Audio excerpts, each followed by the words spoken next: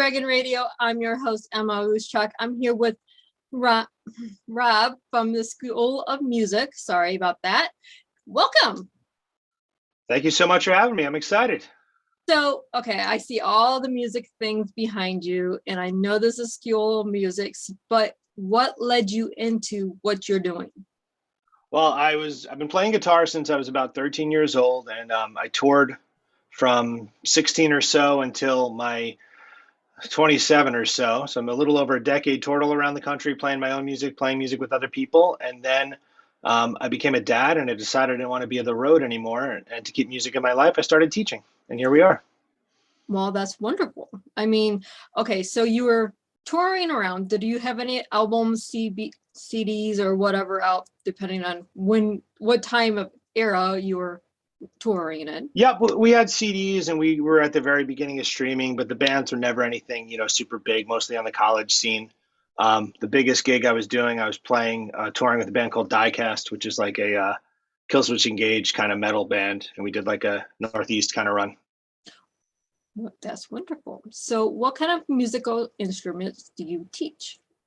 So we do all of it. We do guitar, bass, drums, piano, voice, audio production, DJ, flute, violin, and then we also have a band program where we put the students together in an ensemble and teach them how to be in a band and actually book them gigs and get them performing live for people. So you're basically a mini producer Yeah. with all the toys. And you're doing so much, and this is good for our kids because our kids need music. Music is being taken out of schools because what gets cut when they have budget cuts is all the fun stuff, right? Yeah. So you're doing great with the kids, and it's something that they need because you have to have that creative element across anyone, just have a release. Absolutely. Absolutely. We find that, the consistency of having the music gives kids, and I say kids broadly, I'll call someone who's 20 years older than me a kid because they're all students in my mind, but it gives them confidence to say, I can do this, and a sense of achievement when they get to do it, and discipline to keep practicing. So there's a whole lot built into it, and you're totally right. They take the arts away first from the schools, and it's a total bummer. So it's really great to be able to provide that to the community. Awesome. And now, where is your school located at? So our physical location is in a town called Suffern, New York. We're about 35 minutes outside of Manhattan, New York City, but we teach virtually around the country. That's awesome. I don't know any other school that teaches music virtually. Oh, it was fantastic. When the whole world locked down, we basically, the second New York State death before everything got crazy happened right in our town. It was kind of on the down low. People didn't know about it. So we had about a 10-day head start before everything got super crazy, pivoted it online in about a 48-hour turnaround, kept everyone at their same exact time slot. So nothing changed in their world. And then over the course of that 17 or 16 months we were virtual, we were doing lots of YouTube stuff, lots of outreach, and just grew the lesson base nationally. That is awesome. Yeah. I mean, we hear about, when you have a pandemic or you have something going on that the economy crashes. If you don't expand, you die. You expanded nationally from your little store in, New York. That's awesome. Thank you. Yes. It's not lost on me. I talk to people about it all the time. And every time I relive it, I'm like, oh, that doesn't pinch me. It doesn't even seem real. It's so, so cool. And I feel very lucky to be able to continue to, thrive and just connect with people and give them, it sounds, cliche, but the gift of music. I mean, that's what it is. It is, but the music is so much more than just music. I mean, going from being a singer or in the guitar and not having it no more, it goes away and you die inside. I can't even explain that sensation, but be able to get back to it or have it there virtually and you can connect with a great teacher. It's wonderful. Oh, yeah, absolutely. I mean, it's myself and 7 other teachers, and we were doing this virtual thing, and we still do it. But in June, we opened up the doors to the physical location, and the local students were able to come back and to see them have that emotion of, okay, I played it and it was great and it was awesome, but now we're playing with each other in the same room to see that, they didn't lose any footing. If anything, they had made tons of progress by having that consistency. Right. Is whatever you do, if you don't have the consistency, you forget about it. You quit doing it. Yeah. And Yep. music is one of those, if you don't practice all the time, you lose it.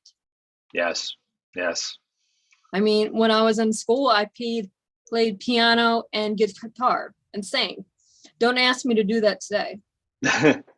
But it's something, if you don't use it, is you lose it. And if you don't have the consistency with a teacher, then you don't have the joy of doing it on your own. Completely. And we make these, we form these bonds with people because it's rare in your life when you have something where it's going to be a half hour, an hour every week, same person. We're watching some of our students, they start as a fourth grader and now they're going off to college and all these chapters and milestones.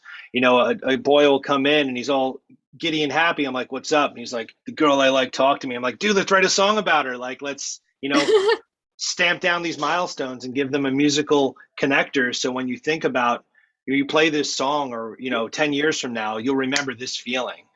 Right. And how many times do we go back to, oh, I wrote this song 10 years ago. Why not tweak the lyrics a little bit, add a new beat to it. And Yep. now I can put it on YouTube and get 2 million views. Yep. That's how it goes, really. Yep. I mean, that's exactly what we're seeing with new artists coming up. They had songs I wrote in high school. Yep. So yep. It's a living, breathing, organic thing. From me personally, I had a song that I had written when my son was born, and I never did anything with it. And then during this lockdown period, when we didn't have much to do, I collaborated with someone in Utah and finished that song. And it's so strange and surreal to hear something 10 years removed from it and be like, wow, those feelings are all there. And the music is the time machine. It takes you back, Mhm. That is exactly what music is a time machine to our past, present, and future. You go to any genre, any time period in history, and you come back with music. Whatever the feeling is in that music, you get to experience as a listener. Yep. Very cool. Yeah, you get it. I do get it. I mean, I loved having music to go to all the time. That's something I did every day on my own. I had a great grandfather who taught guitar, so I understand the music and how important it is to teach it to other people.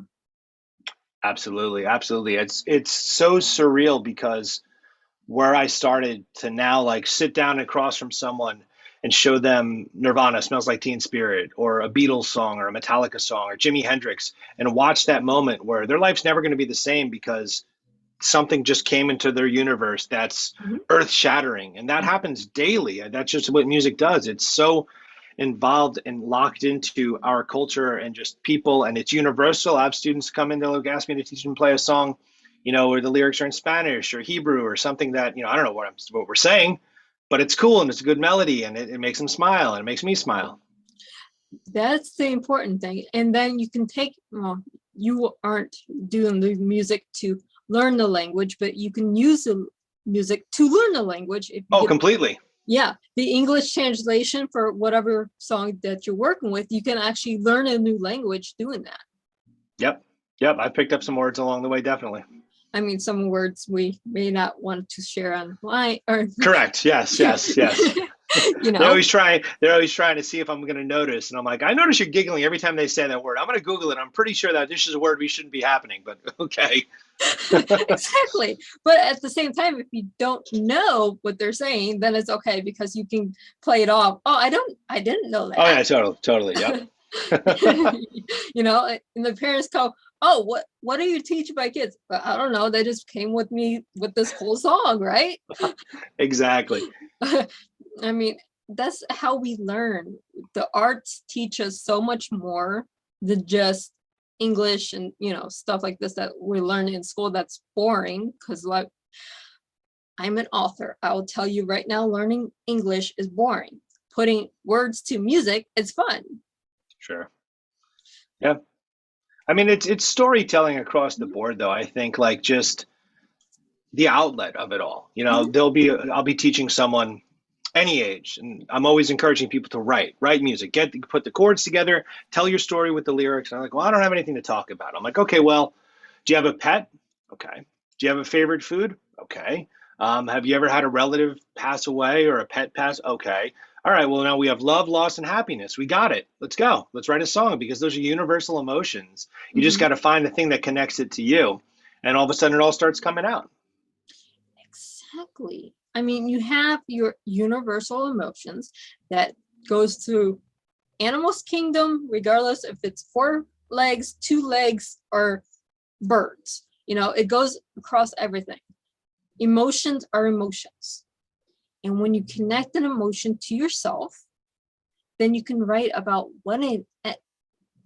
do whatever with it. Hmm. Yep. It's really cool. And anyone can do it.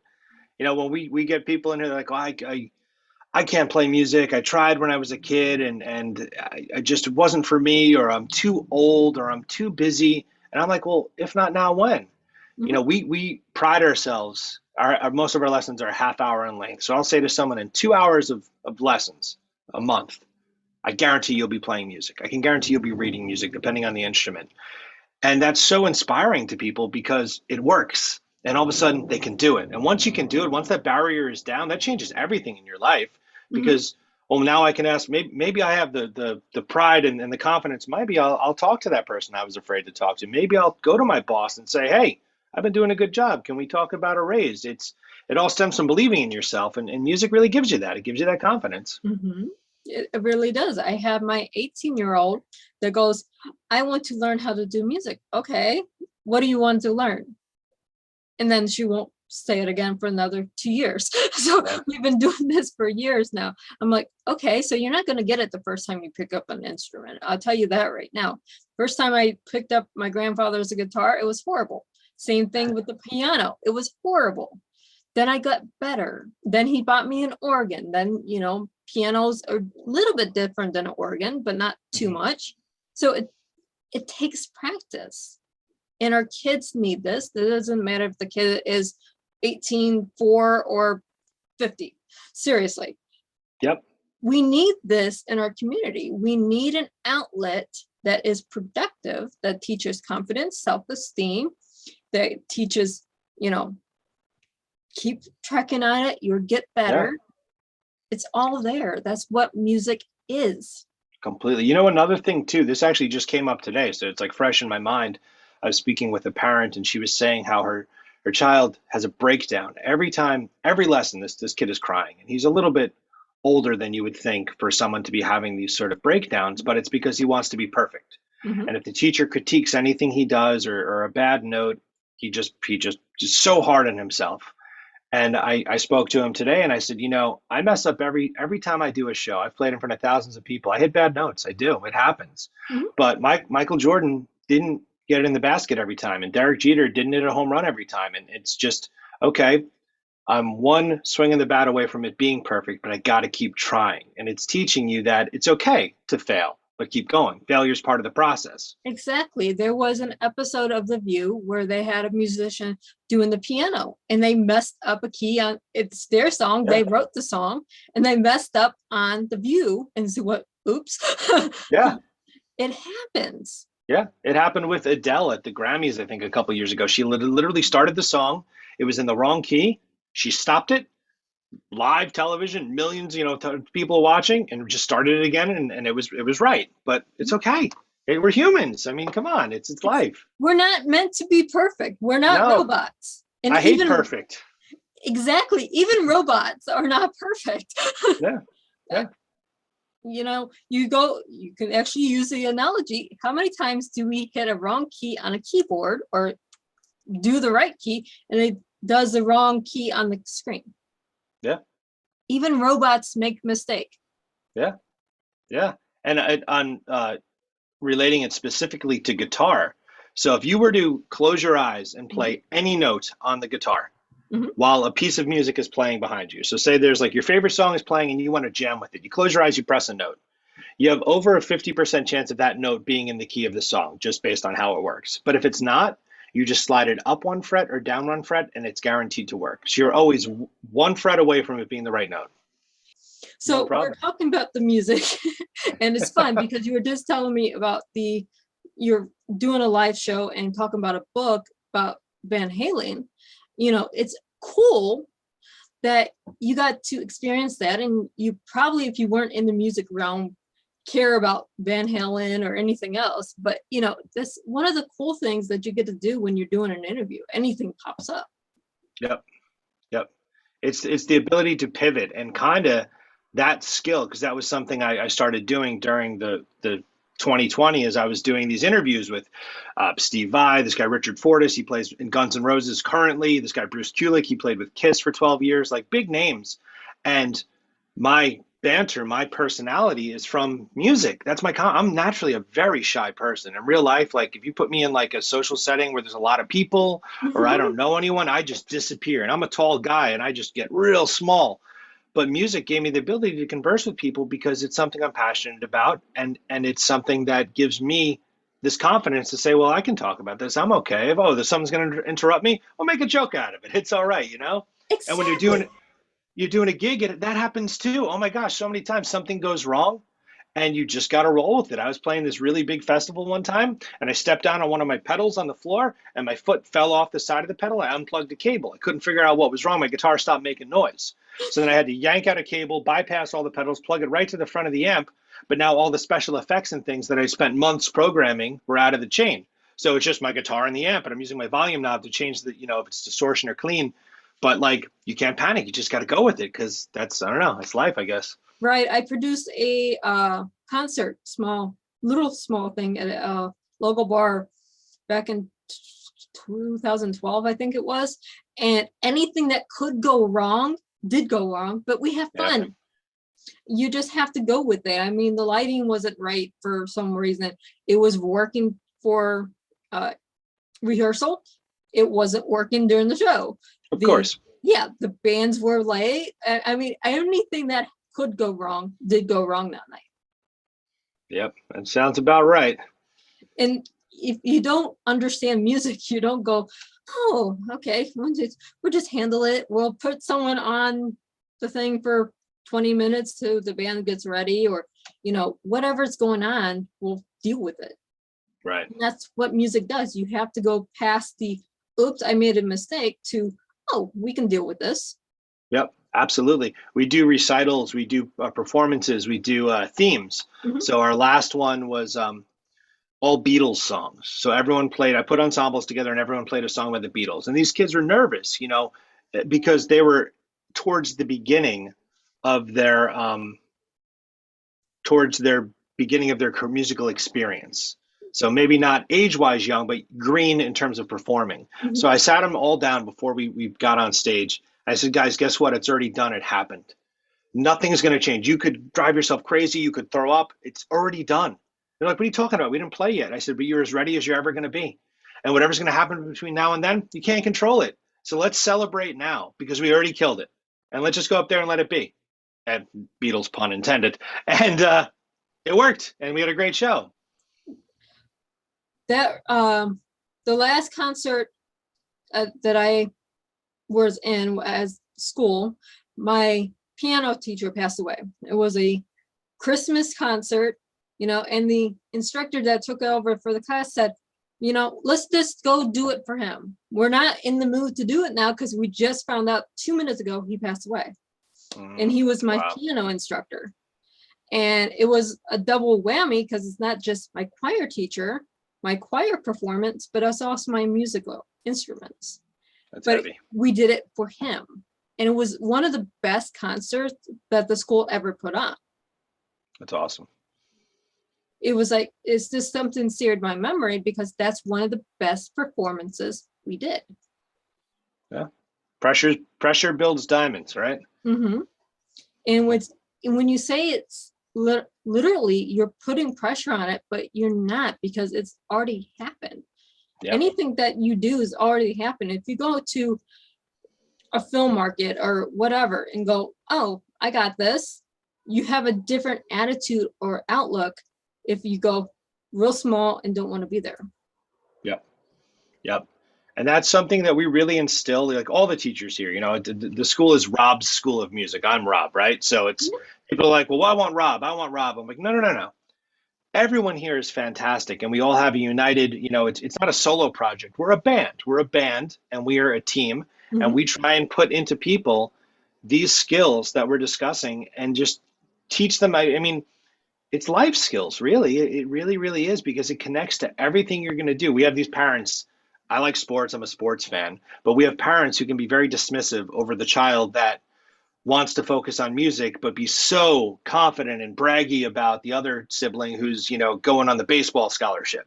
Mhm. We had an incident particularly where this occurred, where the mom said, "Don't get too comfortable knowing my daughter. She'll be gone in a year because she's going to college," and then inhaled and then went to brag about her son who is already in school on a baseball scholarship. Well, fast forward 4 years later, that girl is graduating this May with a music degree, and the kid stopped playing baseball after a semester.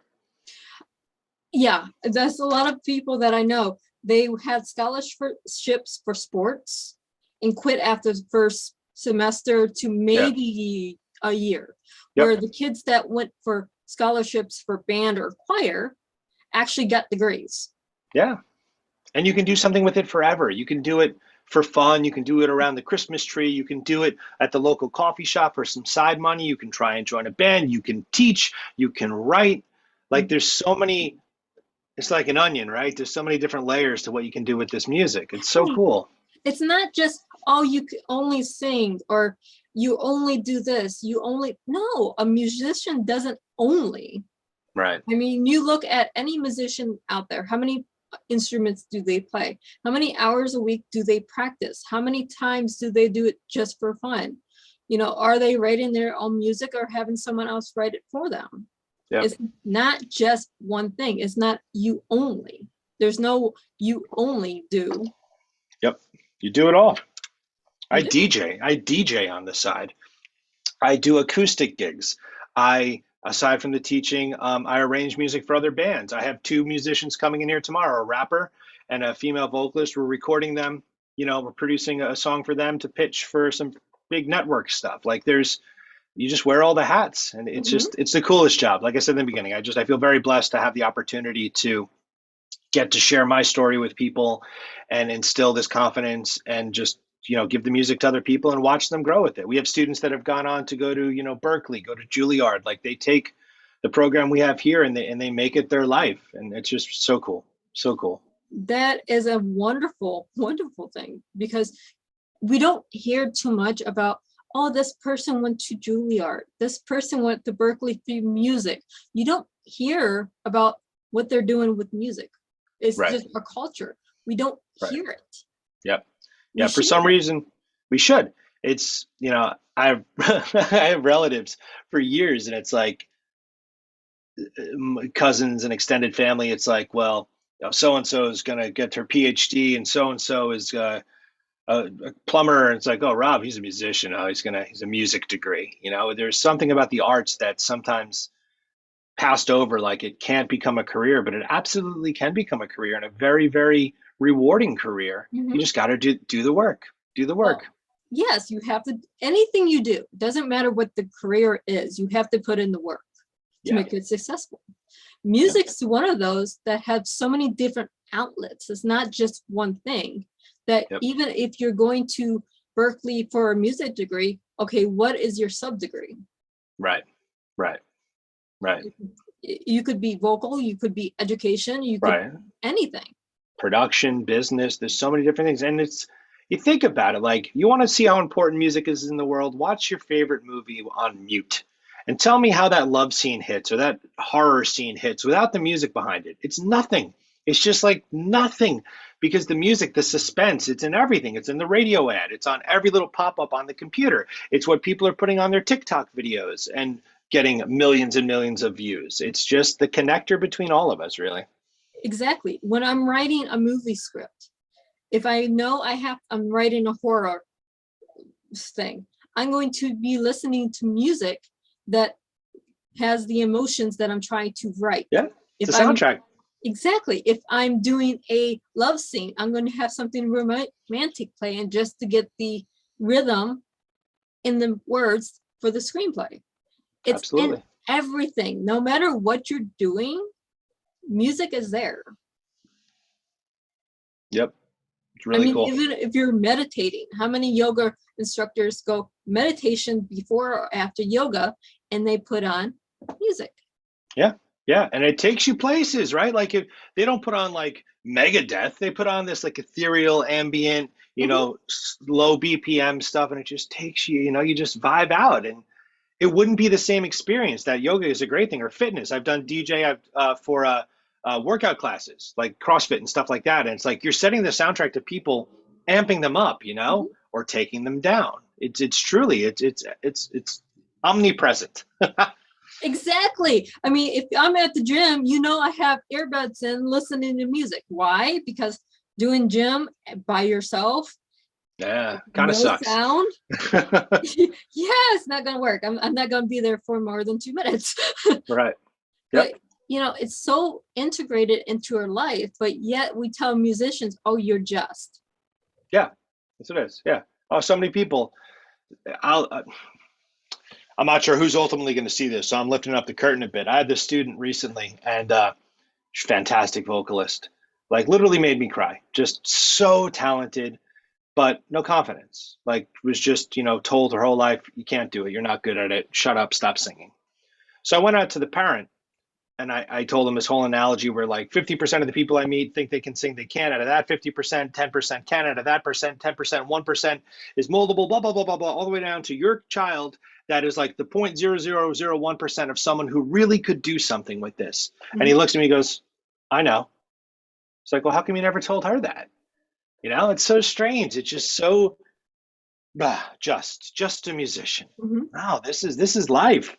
Yeah, I was at a speaking engagement back in October, and they had a vocalist there doing a song. I don't know the name of the song, and she nailed it. I'm like, I have to connect you with someone. So I'm sitting there before I'm going on speaking. Who can I connect this girl to that will help her with her career? Now she's a music student in the college that I was at, and I was like, give me your information because I have something in the work. So I had to connect her to someone else because she's that good. I Right. don't go hear people very often this on the street that touch me the same Yep. way that something on MTV might. Yep. Yep. No, it's special. It's so special. But you're totally right. I mean, it's a weird direction to take it all, but it's accurate that it's dismissed. And Mhm. it shouldn't be. And I think that's another layer in what I'm trying to bring to the community Mhm. locally in our town here. I'm very present, very a big part of everything we do. We have a huge Christmas parade happening here next week. We have a whole float that we had built, and we're gonna have kids Uh-huh. singing songs on there. I brought in a keyboard player that I perform with. This guy plays on Broadway, so he's gonna accompany all these kids. It's gonna be beautiful. But even on the students out of state and the people on YouTube that I interact with, like music can be something much more, and it deserves the respect and it deserves the time to just be able to be recognized for a big part of our lives, I guess. It is. I mean, anything we do is connected to music in some way. Yeah. It doesn't matter what it is. It doesn't matter if you're reading a book or writing a book or watching TV. Music is there with us. Yep. And we Yeah. wouldn't be here without music. We need to build this up more. So I thank Yeah. you so much for taking a national. Yeah. No, it's a gift. It's not lost on me. I sit there and I'll try. I can't sleep at night sometimes. I'm like, man, what are we gonna do tomorrow? Who am I gonna meet? What's gonna happen? It's just so special. I feel very lucky, and I'm lucky to be able to do things like this and just meet other people and spread the word out there. Let people know, there's cool stuff happening, and with the nationwide ability to teach people who are set up with cameras, and we have secondary cameras and everything. It's you see multiple screens at once. So for a guitar student, you'll see my face, you'll see my left hand, you'll see my right hand, so you can see the notes, you see the strumming, and my face to smile at you and say you're okay. um, because we're in different time zones, it works really well because when we have the people in person here earlier in the day, we can teach people. Like I teach someone in Seattle, I'll teach her at 10 a.m. her time, but that's too early my time for me to teach someone here because kids are in school. So it's like literally using every hour of that day to be able to work with people all around. See, I'm getting dings in my computer here. Hold on. Can you hear that sound? I bet you can. I I can, but this Oh, is look at what that. happens. See that? But we're adapting. You see, that's music. What note is that? I'm not sure. It could be a note. Exactly. But we are almost out of time. So how can our national people find you to connect with you? So if you go on Google and you type Rob's School of Music, you will find me. If you go to uh, facebook.com/Rob School of Music, if you go to youtube.com/Rob School of Music, or just robschoolofmusic.com, all those places. Just remember Rob and music and put school in there, you'll find me. We have a promotion going on now through the end of the year that if anyone signs up for their first month, they get that first lesson free. So it's about a 20% discount. And we're a month-to-month program. No one is locked into anything. You sign up for a month. If you hate it, you're done. No cancellation fee, no anything. And if you decide to re-up, you just automatically get renewed. And our teachers are fantastic. We work with all ages, all skill levels, everything from 5-year-olds all the way to jazz and metal and all kinds of things. It's really, really cool. That is awesome. And I thank you so much for your time today. Oh, thank you so much for having me. I hope you had a great Thanksgiving and enjoy the rest of the holiday season. You as well. And for all of our listeners out there, happy creating.